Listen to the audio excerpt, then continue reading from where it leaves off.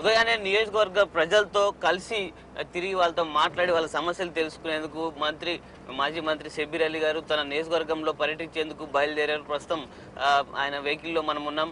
Sir, ఈసారి జనాల స్పందన ఏ విధంగా ఉంది? మీ ప్రచార అస్త్రాలు ఏంటి? డెవలప్మెంట్, సంక్షేమం, కామారెడ్డి డెవలప్మెంట్, రాష్ట్ర డెవలప్మెంట్, సంక్షేమ పథకాలు, దీని మీదనే మా ఫోకస్ ఉంది. మేము 5 సంవత్సరాల్లో ప్రజల్లో కూర్చున్న మా వాగ్దానాలు పూర్తిగా చేసినాం. ఇంకా కొన్ని వాగ్దానాలు చేయలేని కూడా కొన్ని పనులు పూర్తి చేసినాం. దాని మీదనే ఓటు అడుగుతున్నాం ప్రజలకు. అంటే మీకు ఈసారి ప్రత్యర్థి ఎవరు అనుకుంటున్నారు? ఏ పార్టీకి సంబంధించిన అభ్యర్థి మీకు టీడీపీ? అంటే మా కూటమి అభ్యర్థి గంప గోవర్ధన్ ప్రస్తుతం బరిలో ఉన్నారు. అంటే ఆయనకు లేని మెరిట్స్ మీకు ఏమున్నాయని మీరు చెప్పుకోబోతున్నారు? నేనైతే ఆయనకి మెరిట్స్ లో 5 సంవత్సరాలు ఎమ్మెల్యేగా ఆయన చేసినాడు. ఎమ్మెల్యే టైం అయిపోయిన తర్వాత మళ్ళీ ఆయన హైదరాబాద్లో పోయి కూర్చున్నాడు. ఇప్పటివరకు జనాల్లో లేడు.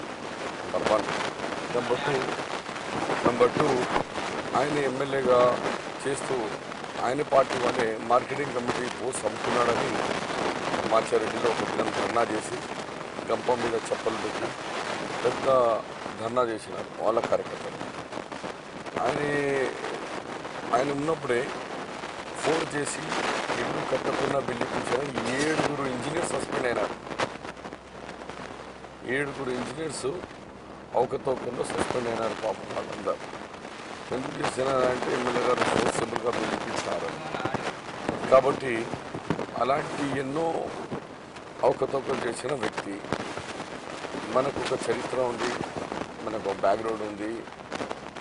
ప్రజల్లో అధికారంలో ఉన్నా లేకున్నా ప్రజల మధ్యలో ఉన్నాం. అంటే ఈసారి మీరు నియోజకవర్గంలో చాలా రోజుల నుంచి ఇక్కడ ప్రజాప్రతినిధిగా ఉన్నారు. మీరు నియోజకవర్గంలో ఇప్పటి వరకు ఐడెంటిఫై చేసిన ఇష్యూస్, ప్రజా సమస్యలు ఏవే ఉన్నాయి?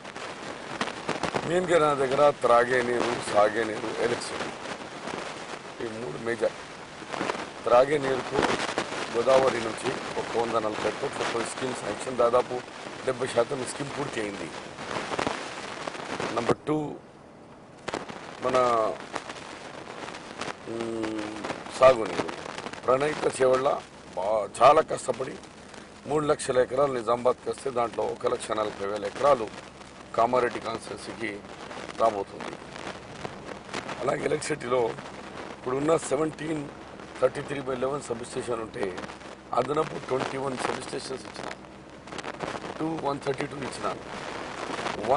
ఒకటేమో 76 కోట్లతో 220 kV సబ్ స్టేషన్ ఇచ్చినాను.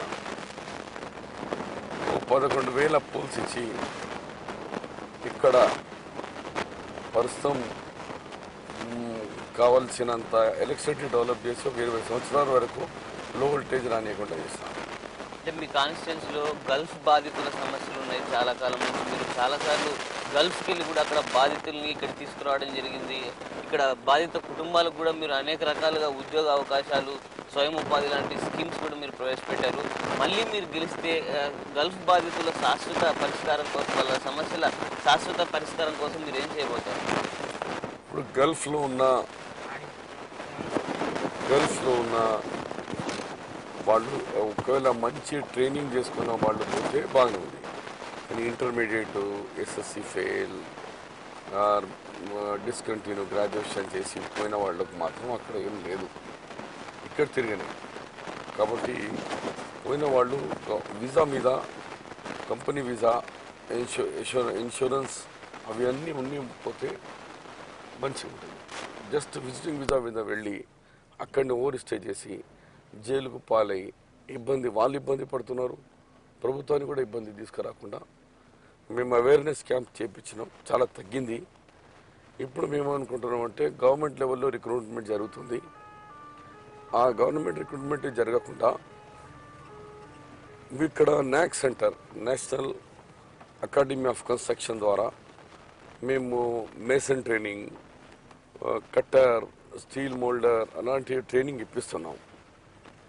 కానీ నేనేమనుకుంటున్నానంటే పెద్ద ఎత్తున న్యూ మోడర్న్ ఎక్విప్మెంట్స్తో ప్రైవేట్ వాళ్ళ ద్వారానే అక్కడ ఎవరికి అవసరం ఉన్న వాళ్ళు ఇక్కడ ఎస్టాబ్లిష్ చేసి కంప్లీట్ నేర్పించి ఫ్రీగా తీసుకుపోతే అందుకు సిద్ధంగా ఉన్నారు. అంత డిమాండ్ ఉంది. లక్కీ ఏంటంటే మన దగ్గర కూడా కన్స్ట్రక్షన్ భూమి మీద ఉంది, మన దగ్గర కూడా బాగా డిమాండ్ ఉంది. కానీ సోషల్ ప్రాబ్లం ఏముందంటే అక్కడ పోయి అప్పర్ కాస్ట్ వాడు చేసేందుకు రెడీ ఉన్నాడు కానీ ఇక్కడ చేయడు. మరో ముఖ్యమైన అంశం తెలంగాణ అంశం. ఈ మధ్య సోనియా గాంధీ తెలంగాణలో కూడా పర్యటించింది. తెలంగాణ ఇవ్వడానికి మాకు ఎలాంటి అభ్యంతరం లేదు, మేము అసెంబ్లీలో ముఖ్యమంత్రి చెప్పిన దానికి కట్టుబడి ఉన్నాం, మేము ఎందుకు ఇవ్వలేకపోయామన్న దాని మీద వివరణ ఇచ్చారు. ఇప్పుడు మహాకూటమి పార్టీలన్నీ 4 పార్టీలన్నీ మహాకూటమి ఏర్పడ్డాయి, మేము తెలంగాణ సాధిస్తామని చెప్తున్నారు. అలాగే టీడీపీ పార్టీ తెలంగాణకు సానుకూలంగా తన నిర్ణయాన్ని మార్చుకుంది. ఈ నేపథ్యంలో కాంగ్రెస్ను తెలంగాణ విషయంలో ప్రజలు ఏ విధంగా నమ్మాలి? అసలు తెలంగాణ ఇష్యూ జరుగుతలేదు తెలంగాణలో. ఇప్పుడు ఆ ఇష్యూ అంతా ప్రజలు ఇప్పుడు డెవలప్మెంట్ అవి చూస్తున్నారు.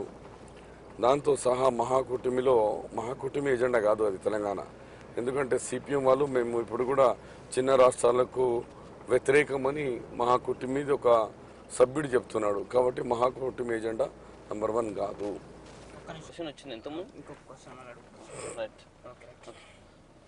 సోనియా గాంధీ ఈ మధ్య తెలంగాణ ఏరియాలో మళ్ళీ పర్యటించారు. ఎన్నికలకు కేవలం తక్కువ సమయం ఉన్న సమయంలో సోనియా గాంధీ మళ్ళీ రాష్ట్రంలో పర్యటించారు. తెలంగాణ ఇవ్వడానికి మాకు ఎలాంటి అభ్యంతరం లేదు, మేము అసెంబ్లీలో చెప్పిన దానికి కట్టుబడి ఉన్నాం, మళ్ళీ అధికారంలోకి వస్తే తెలంగాణ గురించి ఆలోచిస్తామని సోనియా గాంధీ చెప్తున్నారు. మా కూటమి కూడా ఏర్పడ్డది, మేము కూడా తెలంగాణ సాధిస్తామని మా కూటమి పార్టీలు చెప్తున్నాయి. ఈ నేపథ్యంలో ఎవరిని ప్రజలు నమ్మాలి తెలంగాణ విషయంలో? మహాకూటమి ఇప్పుడు కూడా ఎజెండా వాళ్ళది కాదు. మహాకూటమిలో ఒక సభ్యుడు సిపిఎం వాళ్ళు అన్నారు ఇప్పుడు కూడా కమ్యూనిస్ట్ పార్టీ వాళ్ళు మేము చిన్న రాష్ట్రాలకు వ్యతిరేకం అన్న తర్వాత మహాకూటమి ఎజెండా అని క్వశ్చన్ లేదు. అయినా ప్రజలు ఈ ఎలక్షన్స్లో తెలంగాణ వస్తే కాంగ్రెస్ మీద వస్తుందని నమ్మకంతో ఉన్నారు. సోనియా గాంధీ మాట ఇచ్చినారు కదా, చేస్తారని నమ్మకం వాళ్ళకు ఉన్నది. మరి ఇప్పుడైతే ప్రజలు డెవలప్మెంట్ వైపు బాగా చూస్తున్నారు. అంటే అభివృద్ధి, కేవలం అభివృద్ధి తెలంగాణ అంశం కాకుండా కేవలం అభివృద్ధి నినాదంతో కాంగ్రెస్ పార్టీ తెలంగాణ అండ్ అభివృద్ధి రెండు కూడా చెప్తున్నాం మేము. తెలంగాణ సాధ్యమవుతుంది కాంగ్రెస్ ద్వారానే. తెలుగుదేశం వాళ్ళు ఒక పార్లమెంట్లో పోయి చిన్న రాష్ట్రాలు ఏం చేయగలుగుతారు? సిపిఎం అంటే పెద్ద సంఖ్యలో ఉన్న ఎంపీలు నో అన్నాక మిగిలిన పార్టీలకు దమ్మెంత ఉన్నది. వెరీ ఫ్యూ 2-3 ఎంపీలు ఉంటారు, ఏం చేయగలుగుతారు వాళ్ళు? కాబట్టి అయితే యూపీఏ ఎన్డీఏ వీరిద్దరి మధ్యలోకి వెళ్ళి రావాలే కానీ మిగిలిన వాళ్ళు థర్డ్ ఫ్రంట్ పోదాం. థర్డ్ ఫ్రంట్లో మేజర్ పార్ట్నర్ ఇస్ సిపిఎం, వాళ్ళు కాదంటున్నారు. మీరు కేబినెట్లో కీలకమైన శాఖను చూశారు. రాష్ట్రంలో ముఖ్యంగా అధికారంలోకి రావడానికి కారణమైన ఒక శాఖకు మీరు బాధ్యతలు తీసుకున్నారు. సక్సెస్ఫుల్గా మీరు ఉచిత విద్యుత్ అనే ఒక నినాదంతో జనంలోకి వెళ్ళారు. రైతులు కూడా మీ వెంట నిలిచారు. అంటే 5 ఏళ్ల పరిపాలనలో అతి తక్కువ వ్యతిరేకత ఉందనే భావన కూడా ఇప్పటికీ ప్రజల్లో ఉంది. మీరు ఏ విధంగా ఇది మీ విజయంగా చెప్పుకుంటారు? నెక్స్ట్ మళ్ళీ అధికారంలోకి వస్తే ఈ ఉచిత పవర్ను మీరు ఏ విధంగా కొనసాగిస్తారు? ఉచిత పవర్ 7 గంటల నుంచి 9 గంటలు చేయాలని అనుకుంటున్నాం. ఎందుకంటే గ్యాస్ ఉత్పత్తి మొదలైంది. గ్యాస్ రిలయన్స్ వాళ్ళది ఆల్రెడీ బయటికి వచ్చింది. ఎవ్రీడే 15 MCMD గ్యాస్ ఉత్పత్తి అయి పైపులు వస్తున్నాయి. ఈ 1-2 months లోపల గ్యాస్ కంప్లీట్గా మా పవర్ ప్రాజెక్ట్స్కు రాబోతుంది. దాంతో 2000 మెగావాట్ అడిషనల్ అవుతుంది. ఇప్పుడు మాకు షార్టేజ్ 1400 మెగావాట్, అనదర్ 600 మెగావాట్ మిగులుతుంది. దాంతో మేము ఇంకా 2 గంటలు కరెంటు పెంచబోతున్నాం. అంటే ఈసారి మీరు మళ్ళీ గెలిస్తే నియోజకవర్గానికి ఏం చేస్తారని మీరు హామీలు, ప్రధానమైన హామీలు మీరు ఏమి ఇవ్వబోతున్నారు ఈ నియోజకవర్గ ప్రజలు? ఇప్పుడు ప్రణీత చెవళ్ళ ఈ ప్రాజెక్టుకు పూర్తి చేయాలా. గోదావరి జలాలకు కమ్యూనిటీకి వస్తుంది కానీ తర్వాత విలేజెస్కి స్ప్రెడ్ చేయాలా. ఈ మేజర్ ఛాలెంజెస్ ఉన్నాయి మా ముందు.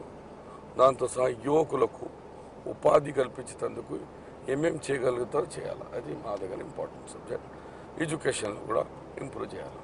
అంటే మీరు మరో శాఖ కూడా చూశారు, మైనార్టీలకు సంబంధించి కాంగ్రెస్ పార్టీ ఉంటేనే మాకు భద్రత అని కొన్ని పార్టీలు ముందుకొచ్చి కూడా చెప్తున్నాయి. తెలంగాణ ఇస్తే మాకు రక్షణ ఉండదు, భద్రత ఉండదని చెప్తున్నాయి. మైనార్టీల కోసం కాంగ్రెస్ పార్టీ రాబోయే ఎన్నికల్లో ఏ హామీలు ఇవ్వబోతుంది? మైనారిటీస్కు మేము ఈ 5 సంవత్సరాల్లో 4% రిజర్వేషన్ ఇచ్చినాం.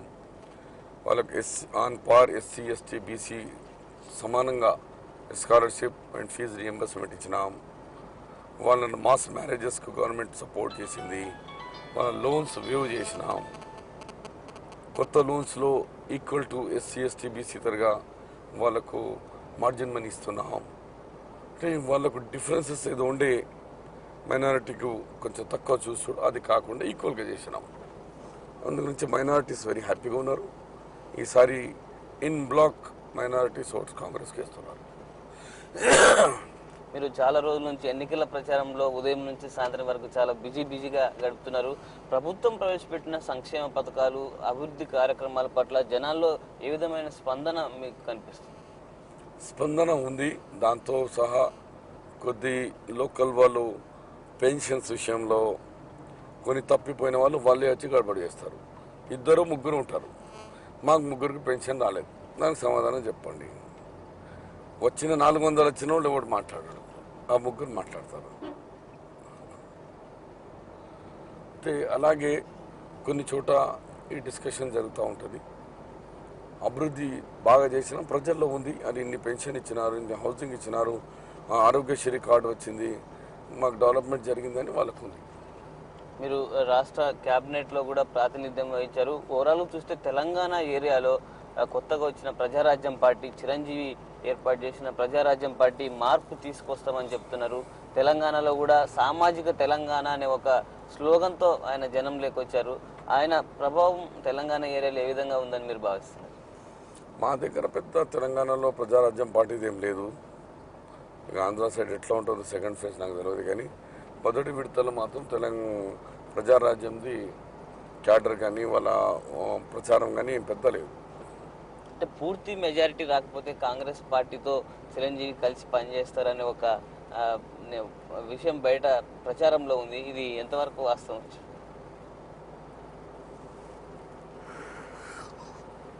నాకు పెద్ద అంత ఐడియా లేదు. మాకైతే మెజారిటీ 100% వస్తుంది.